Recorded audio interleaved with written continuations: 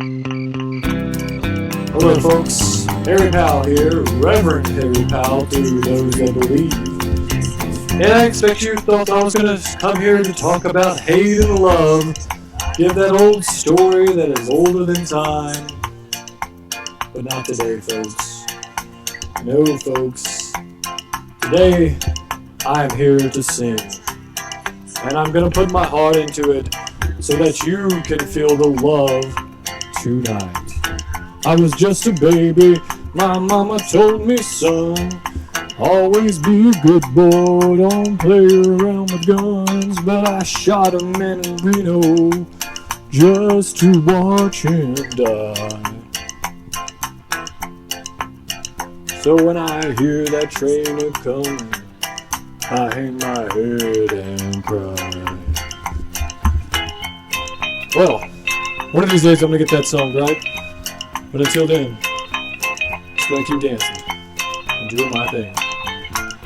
Enjoy the SuperCaZt, everybody. Night of the Hunter.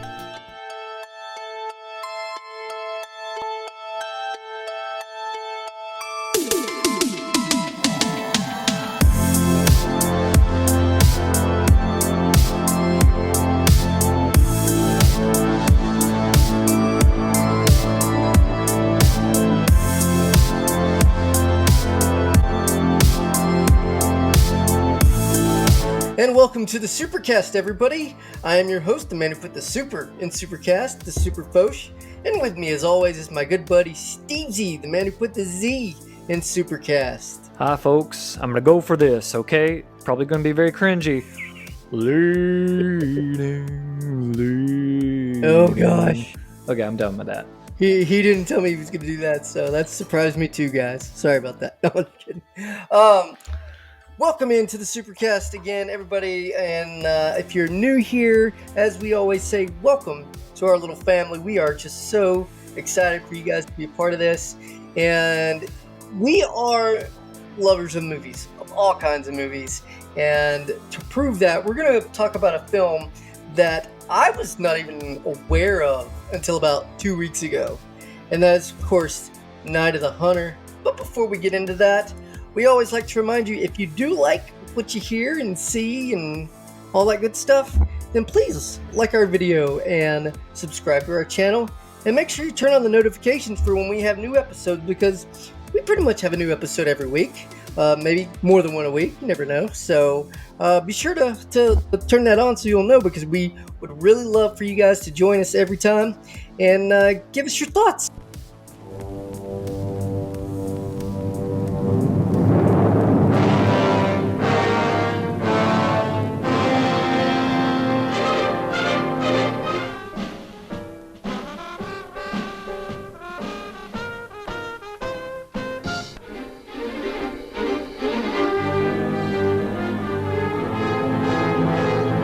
Never told you threw it in the river, did he?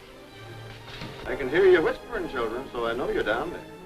I can feel myself getting awful mad. Yeah, so Night of the Hunter by Charles Lofton, his one and only film, which we'll get into later. But this is a classic. Even though initially it was not. It was one of these great films that ends up becoming a great film because great people find it and tell other people about it. And to me, I've always heard about this film, but it just never crossed my path. Sometimes that's just how things work out. If you never see it on physical media, you don't catch it on TV, you just don't see it. But randomly, a few nights after I watched another movie that slips my mind, but I watched a movie, then I put this movie on just for a little bit. Because I saw that it was on Amazon Prime for free. And I'm like, dude, that's pretty awesome. I want to check that out. I'm kind of in the mood. And then I get about 30 minutes in and I was like, this is amazing, but I'm going to wait because it was already late. I was getting sleepy. But also I heard about the Kino Lorber 4K, so I wanted to watch it on that. And oh my gosh. Was it worth the wait? It was definitely worth the wait. The first time I watched it, my jaw is on the floor for half the film. I think it went over my head the first time, but at the same time, I could not believe where this film was going. It just takes you away with the cinematography. It draws you in with the story. The way it moves, the way it's edited, everything about it is it's just immaculate. And the Robert Mitchum performance in particular, oh my gosh. He's probably one of the best villains, I think. It just blew me away. I had to watch it again, and after the second viewing, or second and a half viewing, this movie really clicked for me. I love it. And I heard you had sort of a similar experience. Yeah, definitely. I was not familiar with this film at all until 2 weeks ago. Steve mentioned it and said, hey, I think you'd like this. It's pretty good. It's got kind of a noir feel. And I was like, okay, sure, why not? I trust you. You know, you haven't really steered me wrong yet, so yeah, sure. And yeah, I watched I put the movie on. I found it was free on Amazon, like you, and I watched that version, and I honestly did not know what to think. The first, well, actually the entire film, really, but the first few minutes especially, it's like I was not prepared for anything. Like, I just did not know. And I think you mentioned it had sort of a noir film, so I'm kind of bracing for noir, and I love noir. I am a huge fan of noir. We did Double Indemnity a little bit ago, so go check that out if you're new to our program. But so I was definitely open to whatever, you know. But the way it starts, and we'll get into kind of some specifics.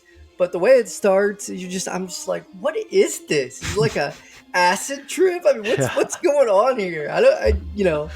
And it was like late at night, so I couldn't text Steve because I knew he'd be asleep. So I was like, oh man, I'm in this by myself right now. But it was really one of those films where, honestly, I didn't know if I liked it or not.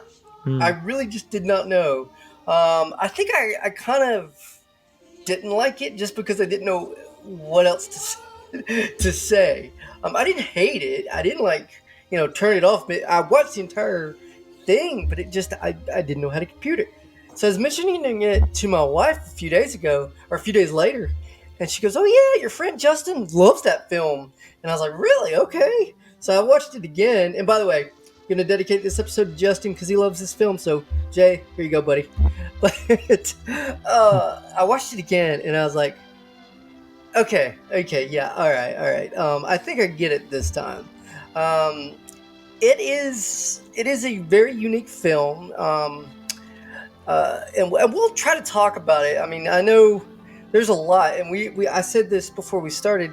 You know, there's a lot to get to about this film that I don't know if we will get to, but I hope we'll get to the main stuff, and I'm sure that we will. But yeah, it's definitely an enjoyable film. It does have a noir feel to it. It's not a happy film. There's no happiness, so it's definitely got a noir aesthetic going on. Yeah. But there's just so much more. I think that kind of cheapens the film just to say that it's noir, because I feel like there's a lot going on. Oh yeah, there's in the time frame of this film. There's a ton going on. That's why I'm going to throw out some theories out there. The things that I see in it. Yeah. I will get into it, but yeah, some of it's just this might be just harebrained because the movie is very deep. It's very deep. It's got multiple layers to it. Let's get into it for real.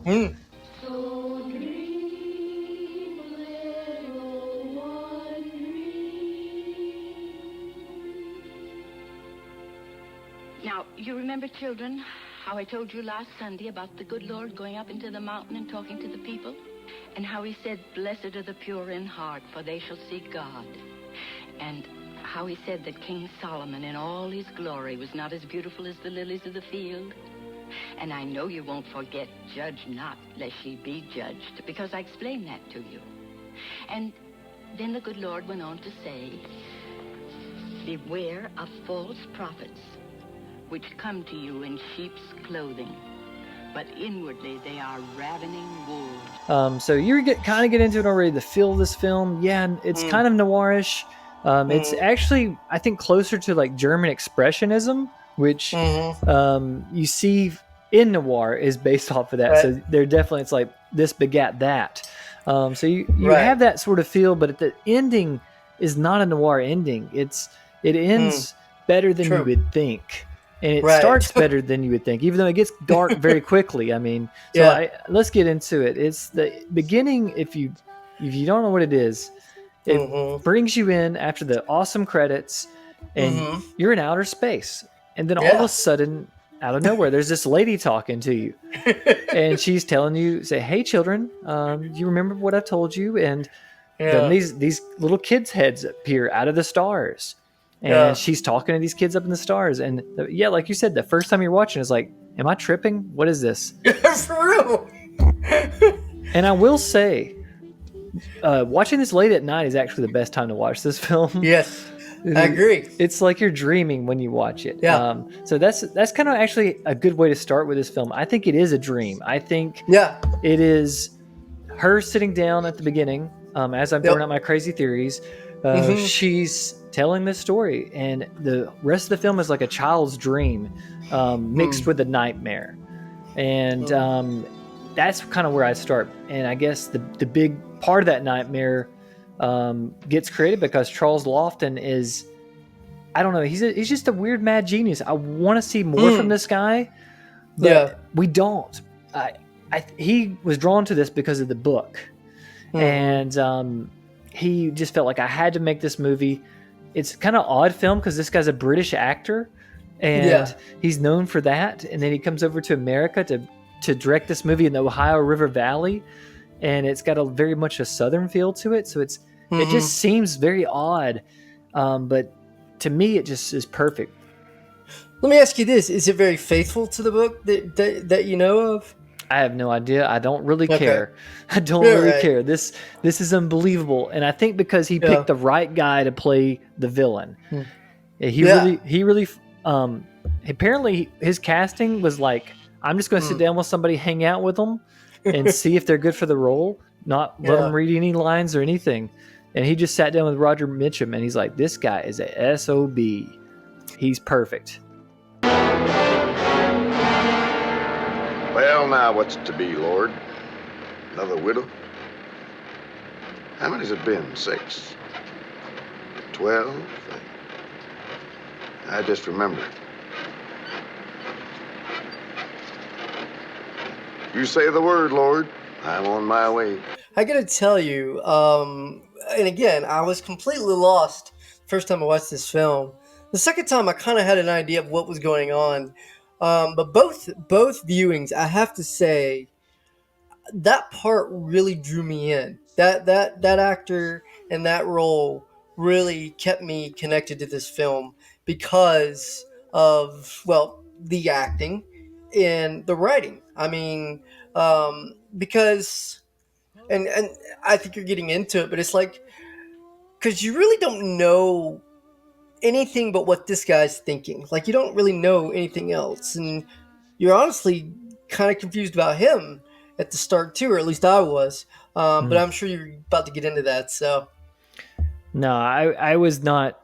This guy did not trick me. I mean, she says it right at the beginning. She says, "Beware of the wolves in sheep clothing." True that. And those false prophets, and that's what this guy is. He's a false prophet. He looks nice. And that's what I think Robert Mitchum is. He's perfectly cast because he can be charming. Yeah. He's very charming. When he's sitting there, he woos Shelley Winters like it's nothing. She convinces the ice cream parlor people that he's the best guy in the whole community, that he's a good Christian man. But this guy's the farthest from that. And like you said, it is his performance. This guy brings it with his voice. He's menacing. He's a big, tall, hulking figure. Especially next to these kids, he looks like he's like 10 feet tall. So that works definitely. But like you said, also the writing, oh my gosh. Like this character, you're like, what sort of complex does he have? If this guy could sit down and be analyzed, they would be like, this guy thinks he's doing good things. He thinks he's rid the world of sin. But at the same time, he's also getting rich and doing some terrible stuff. So how does he validate this? What is going on in this guy's head? I don't know. And that's the kind of the question that I had too, is did this guy think he's doing good by what he's doing, or is he trying to trick other people to think that he's doing good when he knows he's not? And it doesn't really answer that, at least to my knowledge. It really doesn't answer that. It kind of just leaves you, the viewer, kind of decide that for yourself, I think. Yeah, and I think he's a little bit of both. Like he is, Yeah. thinks his way of doing it. He's ridden like you see the women that he kills the most, and he does kill women the most. They're those that tempt him, those that make him want to sin or something.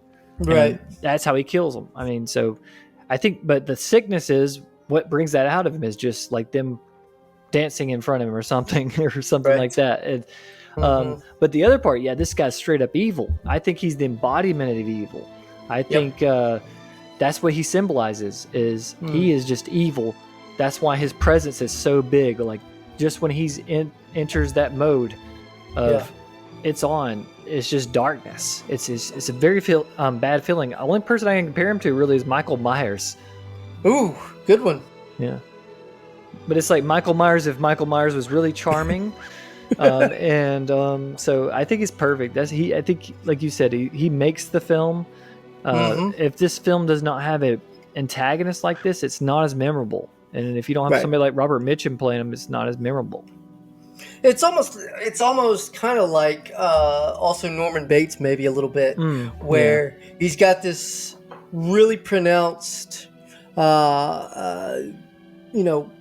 way that he kind of holds himself. Whereas Norman Bates is just kind of weird. This guy, he's just, tough and kind of, very, very questionable. Yeah, I mean, we know from right off the bat. Lord, I am tired. Sometimes I wonder if you really understand. Not that you mind the killings. Your book is full of killings. I think another interesting part that we get in this is how this whole thing, the conflict comes into being. Because you have Peter Graves, who plays Ben Harper, and he's like running from the cops. He runs home to the kids and hides some money there. We don't know where at the time, but he hides it. And this scene, I don't know. What did you think about this scene in particular? I like the character. I like the performance. First of all, let me just say that every performance in this film is top notch. I don't think that we could probably point out, and you can, but I don't think you could point out a bad performance. But kind of coming off who we were talking about earlier to now, I thought this was a good performance though. It kind of reminded me of, who was it? There was somebody that he kind of reminded me of, a guy in Western. Maybe a little, I might be stretching it or completely off, but maybe a little John Wayne, a little bit. Maybe a young John Wayne, I guess. Yeah, I don't know. There's something, maybe not him, but anyway. And that's another thing too.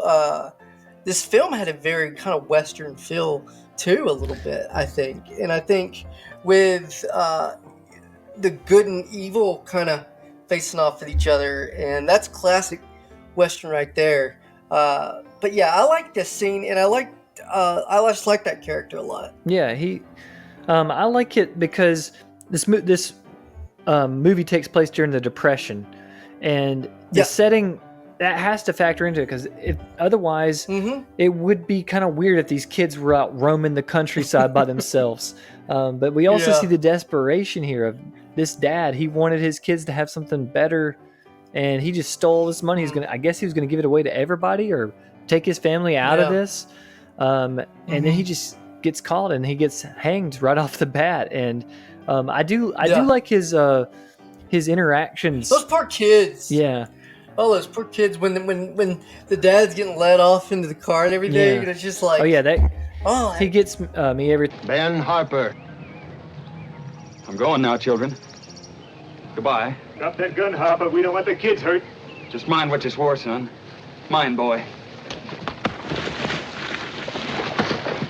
Don't.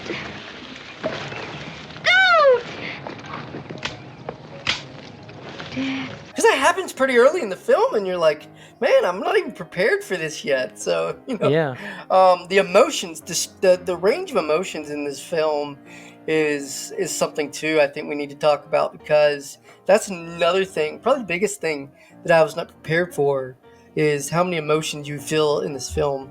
Most of them are kind of sad and downtrodden, hence the noir part, you know. But man, this film is just a lot heavier on the emotion than I had anticipated. Yeah, that's why it's like so compelling to watch. And then, like I was saying, watching Mitchum do his thing here while he's in prison, even with Ben Harper, he's like trying to be thing, and Ben Harper's just like, I don't buy you, dude. You're not scaring me.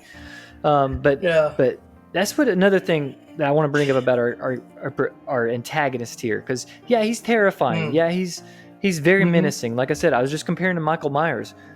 But when he's around somebody that's just good, you know, he's not that powerful. He's kind of weak. He looks silly. I'll get back to that more later, but think about his interactions with Ben Harper. Like, Ben Harper's like, I'm not scared of you, buddy. You can't do anything to me. And there's another character we'll get to later that she's definitely not afraid of this guy. But back to the main thing, the kids, and you were saying all these performances are great, and I'm like, they are. And I think the kids, I mean, this is where they could have messed up big time. But they did not. I really like the kid that plays John, and even little Pearl. Like, she's a little kid trying to act, but she's just perfect. Her voice is perfect for this innocent, because that's the way it is. John, he's the one that kind of knows what's going on. Not to rhyme too much, but Pearl, she's just the poor little naive baby. And like you said, it's so poor what these kids go through, because first their dad gets hanged. And then their mother, I guess we'll go ahead and say spoilers if you didn't know already.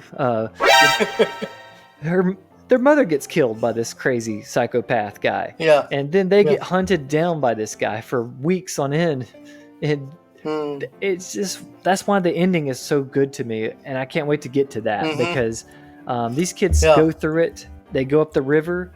And like you said, it pulls in a lot of things. I get definitely the Huck Finn sort of vibe or something, but it's like a Huck Finn that's really dark at times, because it's really rough, especially the scene in the house after they know that their mother's dead, and they're sitting with this guy, and he's sitting over there with a bunch of food in front of him, and he's like, you guys can't have it until you tell me where the money is. And he's just, oh man, he's the devil. All right, boy, where's the money? In the cellar. Buried under a stone in the floor. It'll go hard if I find you're lying, boy. I'm not lying. Go look for yourself. All right.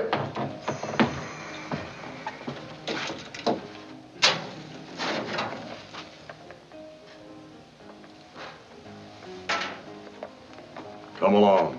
I want to talk about the kids for a second, because I'm always interested in, like, when you watch a movie or a show or something with kids, you know, it can go a bunch of different ways when it comes to kids being in stuff. And I gotta say, these kids they're still kids, and they're written like kids. They act like kids, but they're really good. They do not stick out. They you know, you're not like, oh man, let's get through these kids, you know.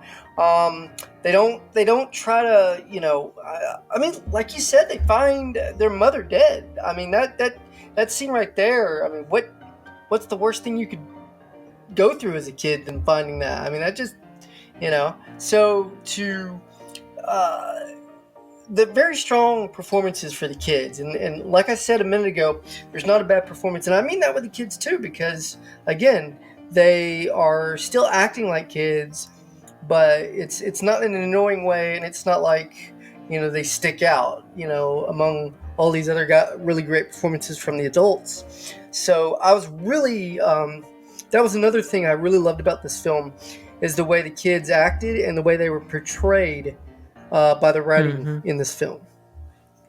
Yeah, and my favorite part, you just made me think about it when you're talking, is whenever John gets back in there with Mrs. Cooper. Mrs. Cooper takes him in, but he's been through so much. I mean, it's not realistic for him to just be like, "Oh, I love you." Yeah, exactly. But he's like, "No, you have to prove yourself to me, or who knows? I've been out. I'm gonna have to leave or something." Because and I just love that. And the kid pulls it off really well. He is aloof. He seems like he has seen. He is wise beyond his years. Definitely. And I don't know how you can pull that in the performance. And I guess that goes back to our director again. This was an actor, and he picked out actors he knew could act. And I think it's perfect. But I guess we need to get into our ladies, because this film has 2 leading ladies. I guess start with the mom, Shelley Winters as Mrs. Harper, Willa. I mean, this is one that didn't work for me the first time I watched it. Second viewing though, I'm like, yeah, it makes sense. I see the performance. What did you think about her? I really like Shelley Winters. I really don't know. Well, I'll talk about Shelley Winters. I was going to talk about the other lady because I really wasn't sure about the other lady. I feel like I need to watch it even again to figure it out. But Shelley Winters, I really liked. Now I liked her the first time, okay. But I think the second time it just really her performance really clicked for me the second time. It was good the first time and I liked it, but I think the second time, like many of these performances, I really understood what she was trying to do with the character, and I liked it a lot. So, but the other one, I don't know, man. What about? Tell me your impression on. I can't remember her name now. Well, I'll get into it in a sec. Okay, but I want to go Shelley first because. All right, go ahead. I want to tell you what it does work for her performance with me is. Please. The first time I just thought she was stupid. I was just like, man, she just fell for this guy instantly. He just shows up and she's like, let's get married. Why not? And then she's like all put off when he's evil. Yeah. But I didn't catch that this lady, she's desperate. Her husband just got sentenced to death and was executed. Yeah. And she's got to raise these 2 kids. So she's desperate and she thinks this guy, she's duped. That she thinks this guy's a good guy because everybody's telling her he's a good guy, that he's a man of God. He's going to treat you right, unlike your sinful former husband. So she's like, okay, that sounds good. And then she becomes a true believer. She's getting up there talking about not sinning and all this crazy stuff and saying how this money's tainted their house. So you think, man, this is the way the film's going to go, I guess, at that point. Right. But then he turns on her because she wants it. I mean, like I said, she's desperate and he's not going to give her that type of love because he's a weird psycho that he's like, I don't touch a woman. God does not want me to do that. Yeah. And so then she ends up dead. And this scene in particular, oh my gosh, it's weird when something can be both terrifying and beautiful at the same time. And that's what we got here in this scene where they discover her body underwater in a car. Because you're devastated because like you knew he did something to her, but actually seeing what it looks like with her dead under the water like that, it's terrifying, but like I said, it's a little bit beautiful. I thought the same thing when you saw it. I was really surprised by it, to be honest with you. And I don't know why, because after a certain point, I was just like, I don't know what's coming, but I don't care. But when we got to this part, and it was that graphic, I kind of understand where you're coming from with the beautiful thing, because there is beautifulness in the picture. I don't know what I'm looking for here. Yeah, it's the image. Yeah, it's the image of her with like her hair like blowing, sort of. She looks peaceful almost. Yeah. Good point. Yeah. But I feel bad for Uncle Bertie. He just discovers, he's like, oh, there's she is, she's dead. And he's like, they'll think I did it because I'm crazy. But I'll get into Bertie later, but you said you were confused about Lillian Gish as Mrs. Cooper. I think she is, just how we were talking about Robert Mitchum's movie. Yeah. She is the other end of it. Yeah. She is so strong. She is so powerful. Right. And she's good. This lady is sacrificing her life to take care of all these kids, of all these like poor people that are orphans. She just takes them in, gives them whatever. She doesn't care anything about them. and then she's willing to put her life out there with this shotgun to do whatever she can to save their lives. And to me, she, just how I said he's the embodiment of evil, she's the good. Yeah. And guess what? Remember, we talked about it. Yeah. We didn't. How did we not mention the best monologue? Yeah. Oh my the whole god. Film. I told you we'd forget stuff, man. I told you it would happen. Would you like me to tell you the little story of right hand, left hand? The story of good and evil? H-A-T-E. It was with this left hand that old brother Cain struck the blow that laid his brother low. L-O-V-E. You see these fingers, dear hearts? These fingers has veins that run straight to the soul of man. The right hand, friends, the hand of love. Now watch and I'll show you the story of life. These fingers, dear hearts, is always a warring and a tugging one against the other. Now watch 'em. Old brother left hand hates a fighting, and it looks like love's a goner. But wait a minute. Hot dog loves a winning. Yes, sirree. It's love that won. So yeah, we have left hand versus right hand here being embodied in this film. This is what this movie's about to me. Is Mrs. Cooper versus she's family, she is love, he is evil, and guess what? Yep. Love wins. Love wins. Does. Yeah, so that's why I love her. I think she's great. Yeah, that's a good point. I don't know how I forgot that, but then like I said, I've forgotten half of it. And I've seen this movie now twice, and I still feel like I haven't seen the entire film. I don't know why, because the plot of this film, because I want to talk about the plot. I don't know if we've really explained the plot, have we, as far as what's actually going on? You want to kind of fill us in? Yeah, I mean, I've alluded to it a bunch. Basically, this crazy guy is trying to get this money, and the kids know where it is, so he chases them down, and eventually he gets made a fool. So, and on the way, he is terrifying. He's unbelievable.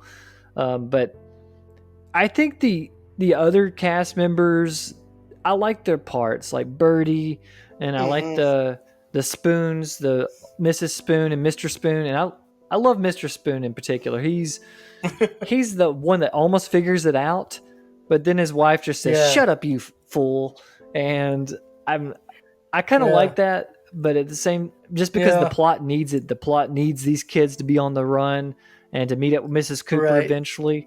Right. But I don't know. Do you have anything to say about these minor characters? I mean, I like that just because it's sort of, I mean, we've talked about this movie being so heavy, and there's a lot of heaviness, but then you have these roles that kind of give you a little bit of levity, and it's kind of, I don't want to say comedy, it's not really comedy, but it's just a little lightness in this, heavy storm of emotions and everything else that's going on. And I don't think it's, again, like I was saying with the kids, I don't think that it's put in there that it sticks out, that it really takes away from the bigger picture of this film. Because the bigger picture of this film, for me, at least from the 2 times I've watched it all the way through, is, as you just mentioned, good versus evil. The oldest story in the book. Good versus evil. Love versus hate. And it's to borrow from another movie, Tale as Old as Time. And I think it's presented in a very unique way, though, because we've mentioned it being kind of a noirish film, kind of even a westerny film, and I think there's many other ways you can look at this film and what it's trying to do, but there's a lot going on. There's a lot going on, and I think this is one of those films that you could watch it probably 10 times in a row and see something different every time. Yeah, just the details about it. Like I said at the beginning, I think the Mrs. Cooper speech when she's talking to the kids, she's talking about the wolf in sheep's clothing, and then just talking about how she is good. She's telling about the Bible. I think that's a big part of what this film is about. And just one last thing about the other characters. You only see them during the day. That's when there's levity to this film. And you have to have that. You have to have that little bit. Otherwise, this film would almost be just terrifying the whole way through. But then when night comes around, that's when it gets even worse. That's when it becomes the nightmare. But at the same time, it has one other great scene. I don't know if you thought the same thing. Is whenever the kids first get away from Harry and they're drifting down the river in their boat, and the song's playing, and you have all this beautiful imagery of the wildlife. This is why I'm like, this is a fairy tale. This is like, and I guess that's kind of interesting way to put that. That's what kind of makes this brilliant, is that it blends all these genres, like you're saying, and it makes it work. Yeah, definitely. I you said fairy tale, and that's interesting because I didn't think of it that way, but now kind of thinking about it, it kind of does. I love these kids. I love the performances. I love the characters. You root for these kids. You really want these kids to, find a better life for themselves, because you can tell, and they act so convincing that they're not in a good place at the start, and find what they find with their mother dying. I mean, that's a lot. So, I really enjoy the kids' performance, and I know I've said it like 3 times, but I think it's worth saying, because a lot of times kids can kind of get in the way of a movie, and these guys don't. I think they add a really big, important part to this film. Yeah, I mean, to me, the whole thing works. Just kind of, if we're to be honest, just the look of it. Yeah. Like we've been saying, the noirish German expressionist blend. It's just like as I was saying before we got on here, I could just pause this movie at certain points and just like take that and put it up on the wall. Granted, some of these I want to keep for like Halloween time or something. It's like, oh yeah, this creeper looking through the window, I'm going to keep that for them. But it's beautiful the way it's shot. Just because even just talking about it makes me want to go watch it now, just because it's like, it's one of those films that it is just so beautiful. I mean, you mentioned that word earlier, and this film is in black and white. I don't think we've even mentioned that yet, but this film is in black and white, and I don't know about you, but I can't say that many films are just beautiful in black and white, because it's black and white, but this film is really beautiful in black and white. That's something that we should have brought up like right from the start, because the frame, just the camera work in this film is unbelievable. For especially what year this come out, man? I should have looked that up. 1955. 55, guys, come on. And the camera work is just outstanding. So kudos to the cameraman and the cinematographer. That's why to me it's just a crime that Charles Lofton, this was his only film that he ever directed, that he just, because of its dismal performance at the box office, he's just like, I guess I wasn't any good. And that's what's kind of sad about this. And at the same time, I can't, the only critiques I can really level is that it almost tries to do too much, because it's trying to make commentary about wealth, it's trying to make commentary about evil, it's trying to make commentary about just loving your neighbor, all while it's being this thriller. So I don't know, that's the only thing I can critique about it, really. That's what I was going to say is, and everything it does well, but it almost does too much.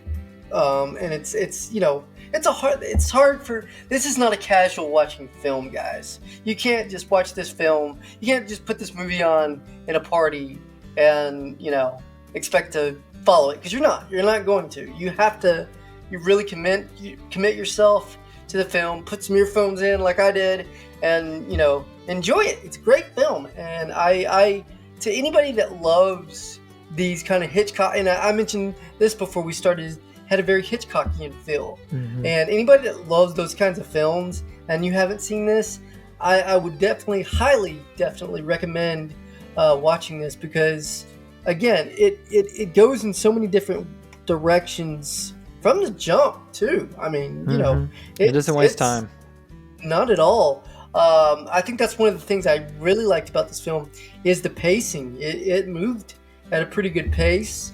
I don't think it went too fast. I think it still explained everything pretty well. I mean, like I said, I had to watch this movie twice, but I think I would have had to anyway, just because of the subject matter and what it was trying to say. Because there's a deep subject here, and you know, I mentioned a minute ago that, to put it simply, it's love versus hate, good versus evil. But I think it explores that even deeper than that. So, yeah, definitely watch this film if you haven't, most definitely. And let us know what you think and what your favorite performance was, because we would love to hear from you guys. Yeah, it's wonderful. Like we've been saying for the past 40 minutes or so.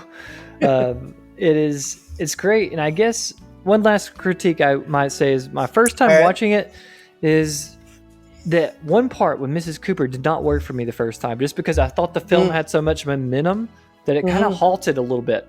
But then I realized that's kind of what the film's supposed to do. This is like a little picture of what their lives should be and what it could be. Right. And then he comes back to try to take it away. And that's sort of about our struggle, good versus evil, love versus hate. It works perfectly. I think it's a brilliant film, and that's why it has a crazy legacy. Like if you just search it on YouTube after you watch this video, and you will find all these famous directors talking about this film and saying how much it meant to them and how they always revisit it. It's really a wonder, and if you haven't seen it, hopefully we didn't spoil it for you. And if you have, go back and watch it again, because it is just a lovely, beautiful film that is also a little bit dark. And I will probably be watching it again before this weekend's out. Be nice to have someone around the house that can give me the right time of day. This watch is the nicest watch I ever had. Well, a fella just can't go around with run down, busted watches.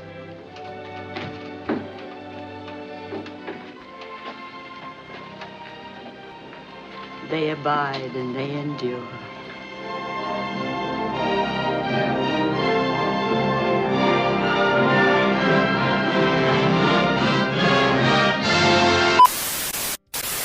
On the next episode of the SuperCaZt. In my hands, I have one of the most meaningful films of my film watching history. Enter the Dragon is finally on 4K, and we are finally talking about it. On the next episode of the SuperCaZt. So get ready for that, guys. Thank you so much again for joining us on the SuperCaZt. And again, if you haven't followed us on Twitter, please do so at SuperCaZt with a Z. And until next time, he's Steve Z. I'm the Superfosh. We'll see you guys next week on the SuperCaZt.